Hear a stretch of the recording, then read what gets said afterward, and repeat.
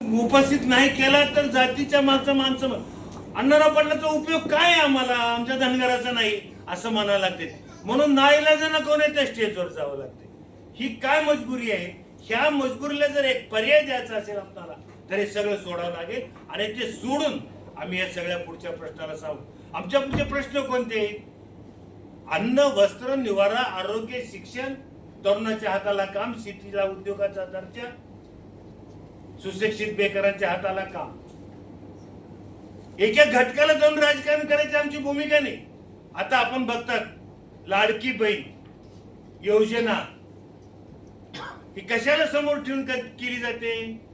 केवळ पुढच्या निवडणुका. ही त्यांनाही माहित आहे ही काळ जास्त काळ टिकणारी योजना नाहीये. हे डायरेक्ट निवडणुकीमध्ये पैसे वाटण्यापेक्षा अशा पद्धतीने करप्शन, ह्याला कॉर्पोरेट करप्शन म्हणायचं. ह्याला कॉर्पोरेट करप्शनचा एक भाग आहे. ज्या शेतकऱ्यांच्या जमिनी संपादन केल्या, ज्या शेतकऱ्याला अनुदान मिळालं नाही, ज्या शेतकऱ्याला इन्शुरन्स मिळाला नाही, त्यांचे पैसे द्यायचे बाजूला ठेवायचे आणि लाडक्या बहिणीचा. अरे तुम्ही काय देता लाडक्या बहिणीला?